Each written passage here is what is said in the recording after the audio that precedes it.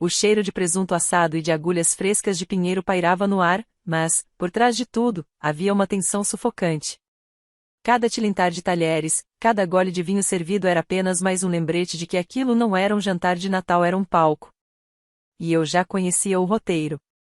Sou Celeste Arlo, a filha mais nova da dinastia Arlo, a que foi deixada de fora da lista de herança, a que eles acharam que podiam encurralar, silenciar e esquecer. Mas nesta noite, noite de Natal, essa história chegava ao fim.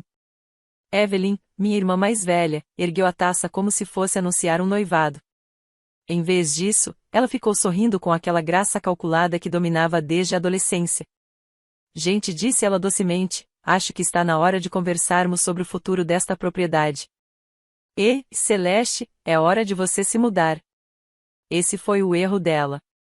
Porque enquanto ela passou anos tentando me apagar, eu passei anos montando um plano que ela nunca imaginaria. E hoje à noite, eu trouxe a escritura. O silêncio que veio depois das palavras dela foi como uma onda se quebrando contra a porcelana. Minha mãe piscou devagar, a taça de vinho suspensa no ar. Meu pai pigarreou como se tivesse ensaiado, pronto para apoiar Evelyn assim que alguém ousasse desafiá-la. Mas ninguém o fez. Ainda. Encarei Evelyn do outro lado da mesa de jantar, iluminada pelo antigo lustre que pairava sobre todos os natais constrangedores que já passamos. Ela vestia um vermelho dramático, deliberado, sutil o suficiente para sugerir poder sem dizê-lo em voz alta. A voz dela era calma, mas o olhar cortante. Ela achava que já tinha vencido. Sinto muito, Celeste acrescentou, fingindo compaixão. Decidimos vender a propriedade. É espaço demais para a família agora, e recebemos propostas, boas, de incorporadoras. Lorna, a governanta, fez uma breve pausa enquanto recolhia os pratos. Não disse nada, mas o olhar que me lançou dizia tudo. Ela sabia. Sempre soube.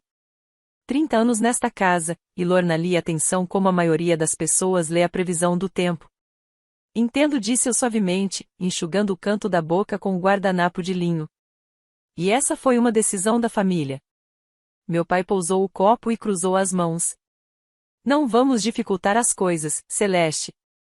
Você teve seu tempo aqui, mas está na hora de começar um novo capítulo, em outro lugar. Evelyn se oferecendo para administrar a propriedade.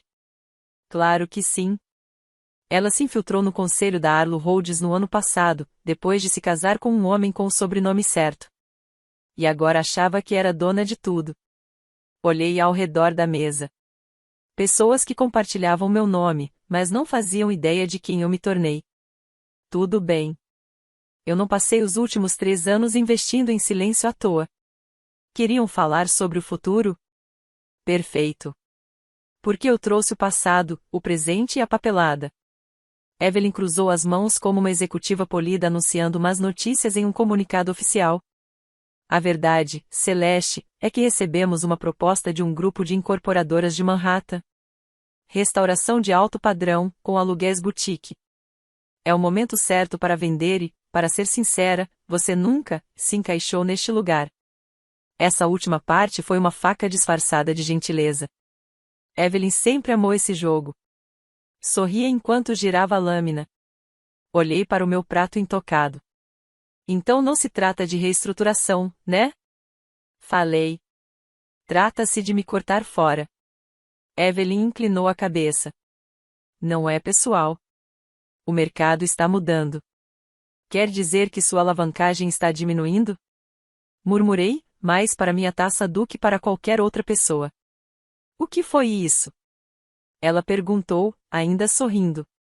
Nada respondi, encontrando seu olhar. Me fale sobre esse comprador. Ela estava animada demais, agarrando-se à chance de mostrar que tinha feito algo impressionante. Um sindicato apoiado pelo Wells Group. Eles estão oferecendo acima do valor de mercado. Vão reformar, restaurar as alas deterioradas, trazer capital, prestígio. Você não o entenderia. São transições de ativos complexas. Meu pai assentiu com a cabeça. Este patrimônio já não serve para nada. Precisamos ser práticos. Práticos? Repeti. Como refinanciar o fundo 3 vezes para cobrir o fracasso do IPO da Evelyn? Ou vender os quadros da vovó para pagar o acordo da Arlo Holdings na primavera passada? O ar ficou pesado. Os olhos da minha mãe se estreitaram. Onde você ouviu isso? Eu não ouvi, disse calmamente. Eu li. Nos demonstrativos trimestrais. Você realmente devia trocar de contador.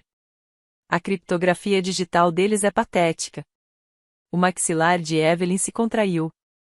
Celeste, isso é um assunto de família. Sim, respondi devagar, empurrando a cadeira para trás. Então vamos falar sobre a família. Começando por quem é, de fato, o dono desta propriedade. Com isso, peguei a pasta de couro ao meu lado. Abri-a devagar, deixando o silêncio se tornar quase ensurdecedor. O som do papel farfalhando ecoou como um trovão naquele salão ornamentado. O sorriso de Evelyn vacilou. Não visivelmente, não para os outros, mas eu vi. Um microsegundo de medo por trás daqueles cílios perfeitamente penteados. Isto disse, colocando a primeira folha sobre a mesa, é a escritura da propriedade Arlo. Legalmente adquirida há 2 anos por uma entidade chamada Marlo Syndicate LLC. Meu pai estreitou os olhos. Isso é uma empresa de fachada. Quem, eu? Respondi. Sou a única acionista. Evelyn soltou uma risada curta, seca, nervosa. Você está brincando. Não, disse, deslizando a próxima página sobre a mesa. Documentos de transferência, confirmações de depósito em garantia, autenticações digitais. Tudo com data, hora e verificação legal. Mas o fundo da família era protegido, disse minha mãe, atônita. Ele não poderia ter sido tocado. Não depois que vocês o usaram para abrir uma incorporadora falida, respondi friamente. Ou quando a Evelyn deixou de apresentar as demonstrações financeiras corrigidas e ativou a cláusula de violação contratual. Aquela confiança era uma fortaleza, até vocês a transformarem em queijo suíço. Olhei direto para Evelyn. A ironia é que você achou que estava manipulando o sistema. Mas enquanto você cuidava do seu perfil no LinkedIn, eu construí algo melhor. Evelyn estava vermelha de raiva. Você acha que pode simplesmente aparecer aqui e reivindicar esta casa, este legado, como seu? Sorri, devagar e com frieza. Não. Eu não acho que posso. Eu já fiz, respondi. Lorna, silenciosa a noite inteira, colocou um copo de água fresca ao meu lado. E, ao fazer isso, deu um leve aceno de cabeça, uma bênção silenciosa. Aquela agora era minha mesa. Você não pode fazer isso. Retrucou Evelyn, elevando a voz. Existem regras, contratos. Você não pode simplesmente comprar autoridade. Bati os dedos na mesa, calma. Ah, eu não comprei a autoridade. Eu a reivindiquei. A única diferença entre nós duas é que eu fiz isso legalmente. Meu pai finalmente falou, a voz áspera, cansada. Celeste, se isso é sobre vingança. Não o interrompi, encarando-o. Isso é sobre responsabilidade. Algo que esta família não vê há décadas. Desdobrei outro documento. Estas são transferências eletrônicas da Arlo Holdings para contas no exterior. Todas feitas através de empresas de fachada ligadas à empresa do marido da Evelyn. Aqui apontei as datas, coincidem exatamente com as quedas nos lucros trimestrais. O rosto da minha mãe empalideceu. Evelyn deu um passo para trás. Você está nos espionando. Não. Eu estou me protegendo desde o dia em que você me colocou na lista negra do conselho, bloqueou meu acesso ao fundo da família e mandou sua equipe jurídica me rotular como emocionalmente estável. Meu pai fez uma careta. Isso foi um mal-entendido. Sério? Porque eu tenho cópias dos seus e-mails. Datados, assinados, encaminhados ao departamento jurídico da empresa. Sugerindo que eu fosse tratada discretamente depois que questionei os documentos desaparecidos do fundo de pensão. A sala parecia estar encolhendo. Evelyn ficou em silêncio. Ela não podia mais negar. Você falsificou minha assinatura para autorizar saques do fundo, continuei. Roubou milhões da nossa família para cobrir suas perdas, e tentou apagar a única pessoa que não deveria se calar. Levantei-me, serena, e coloquei uma última pasta no centro da mesa. Esta é para o sei que falei, mas achei justo dar uma prévia. Lorna deu um passo discreto para o lado, como se deixasse o palco. Agora disse, com firmeza: vamos falar sobre o testamento da tia Margot? A menção do testamento congelou o ambiente. Evelyn piscou primeiro. Isso é irrelevante. O testamento foi finalizado meses antes da morte dela. Eu era executora. Errado, corrigi. O testamento verdadeiro nunca foi arquivado. Porque nunca foi homologado. Peguei um pendrive e o coloquei na mesa, como uma granada. Aqui estão as imagens de segurança do hospital, da noite anterior à morte de Margot. Mostram Evelyn entrando no quarto dela às 23h42. Também inclui o depoimento de uma enfermeira que ouviu gritos sobre como você merecia mais do que sua irmãzinha. A taça de vinho da minha mãe inclinava-se entre os dedos dela. Evelyn, diga que ela está mentindo. Diga que é invenção dela. Não respondi antes que Evelyn dissesse qualquer coisa. Estou apenas documentando aquilo que ela apagou. O vídeo também mostra você saindo com uma pilha de papéis. Documentos que nunca foram incluídos em nenhum processo judicial. E 6 horas depois, Margot estava morta. Seu testamento assinado havia sumido. Um novo que deixava tudo para você apareceu milagrosamente. O rosto de Evelyn perdeu toda a cor.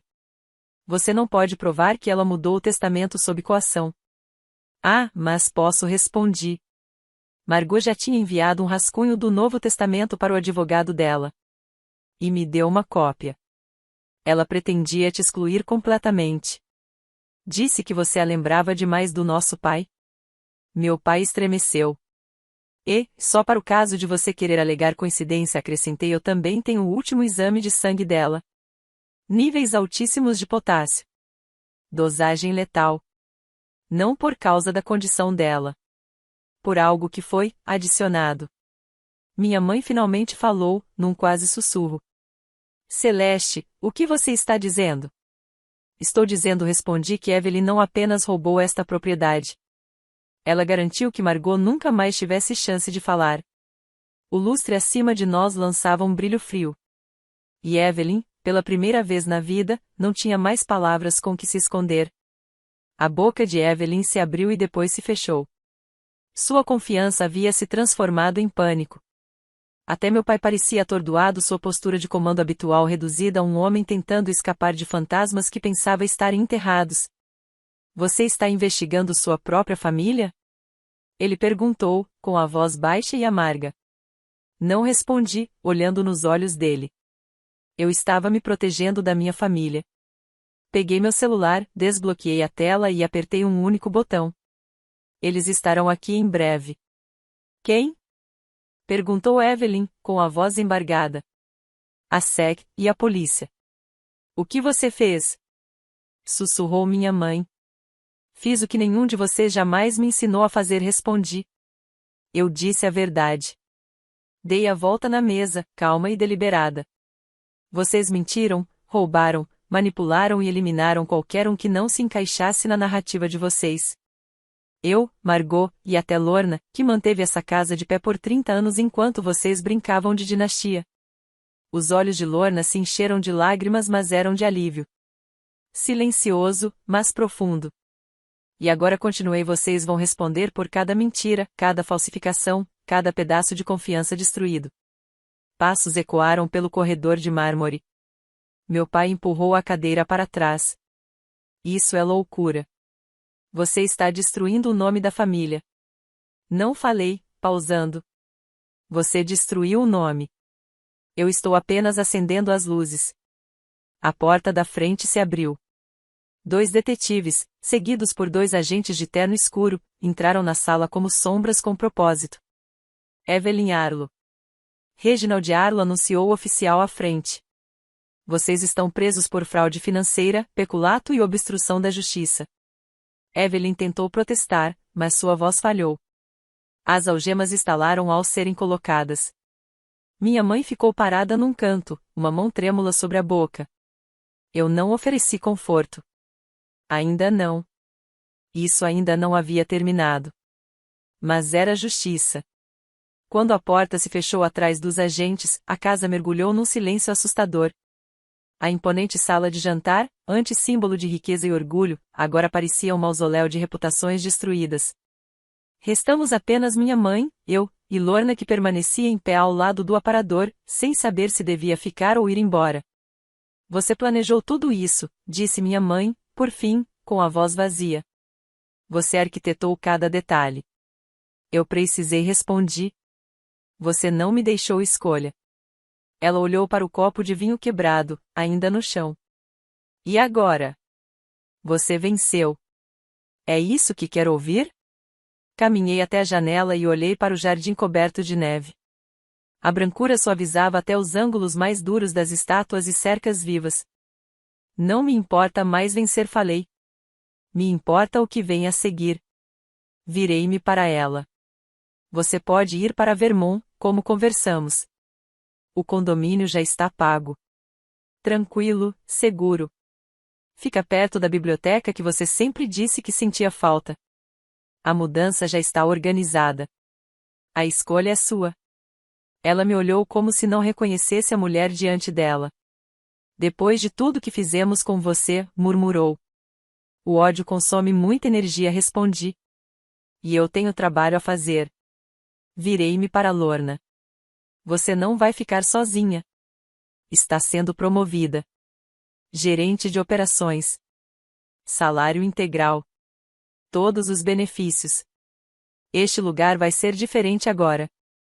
Os olhos de Lorna se arregalaram, depois se suavizaram e, pela primeira vez em anos, ela sorriu. Um sorriso real. Minha mãe afundou lentamente na cadeira mais próxima. Por que você ainda está nos ajudando? Porque disse baixinho, algumas pessoas valem a pena ser salvas. E outras, só precisam de uma chance de mudar. Lá fora, os faróis iluminaram o jardim. Os caminhões de mudança haviam chegado. O próximo capítulo já havia começado. 3 meses depois, a casa já não ecoava o peso de velhos argumentos. As pesadas cortinas de veludo foram removidas, substituídas por painéis de luz suave que deixavam o sol entrar. Os retratos a óleo dos patriarcas sisudos do Zarlo foram retirados, alguns doados, outros guardados no sótão. Em seus lugares agora pendiam obras vibrantes de jovens artistas locais, ousadas, cheias de cor e movimento. A propriedade Arlo havia se transformado. Agora era o Arlo Innovation Center, um centro tecnológico sem fins lucrativos voltado a jovens carentes. O antigo salão agora recebia aulas de robótica lotadas. Impressoras 3D zumbiam onde antes era a sala de estar. E a antiga sala de jantar. Agora era um espaço colaborativo, com laptops, quadros interativos e risadas. Lorna, antes invisível à família, usava um blazer com seu nome bordado no crachá, diretora de operações. Sua postura era firme, ombros retos, voz decidida. Ela finalmente pertencia ali completamente. Quanto a mim, morava no 3º andar, no que antes era o quarto da babá. Pequeno, ensolarado e perfeito. Naquela manhã, eu estava no que antes fora o escritório do meu pai, agora, o meu escritório. Sobre a mesa, repousava uma carta escrita à mão por uma aluna chamada Ria, agradecendo pela bolsa que lhe permitiu participar do nosso acampamento de programação. Nunca pensei que alguém como eu pudesse estar num lugar como este, ela escreveu. Agora sei que pertenço aqui. Dobrei a carta com cuidado e a guardei na gaveta, junto de uma dúzia de outras semelhantes. Lá embaixo, uma demonstração de robótica estava prestes a começar. Desci, com os saltos ecoando no piso de madeira. Ao chegar ao fim da escada, um dos adolescentes me chamou com um aceno animado. Senhorita Arlo, pode nos ajudar a depurar o código do nosso drone? Sorri.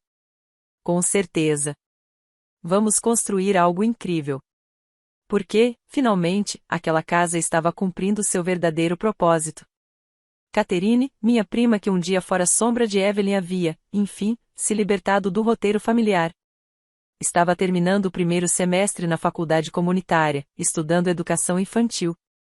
Reservei uma quantia modesta para ela, o suficiente para cobrir mensalidade, aluguel e supermercado. Nada luxuoso. Apenas o necessário para ajudá-la a construir algo real.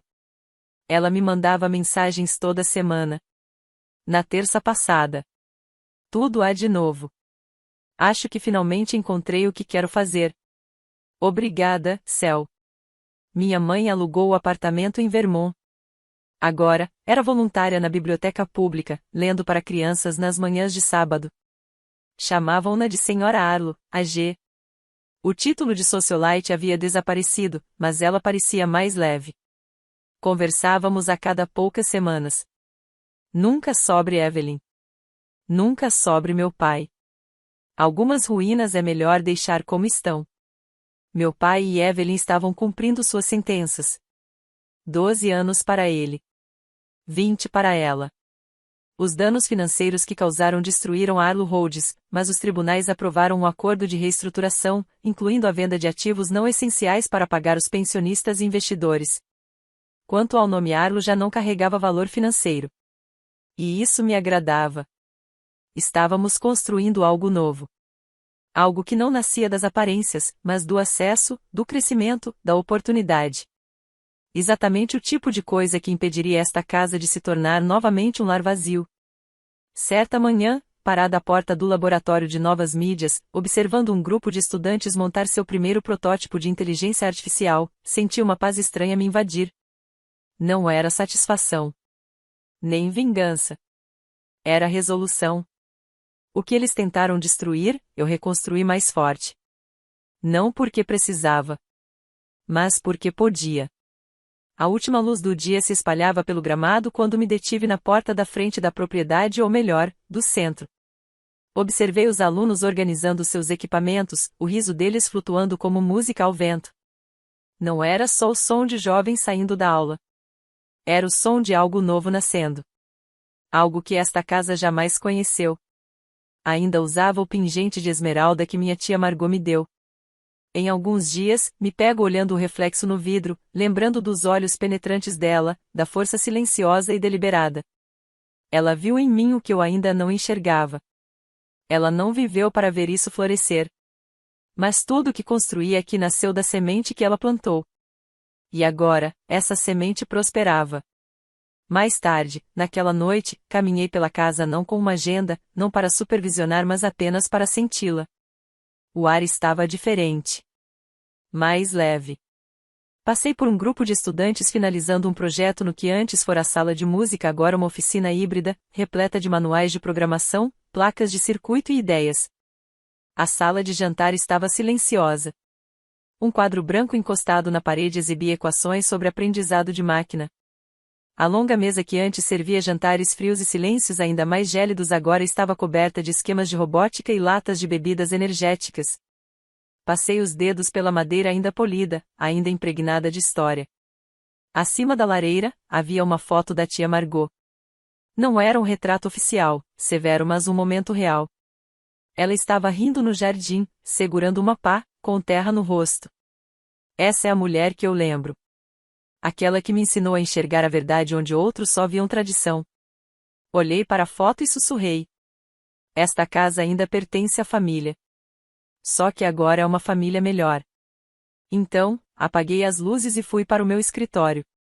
A agenda do dia seguinte já estava lotada, reuniões com doadores, uma rodada de investimento em equidade STEM, e uma apresentação de um grupo de adolescentes projetando sua própria ferramenta de inteligência artificial. Mas naquela noite, sentei-me perto da janela e observei a neve cair. Suave. Constante. Sem medo. Não como antes.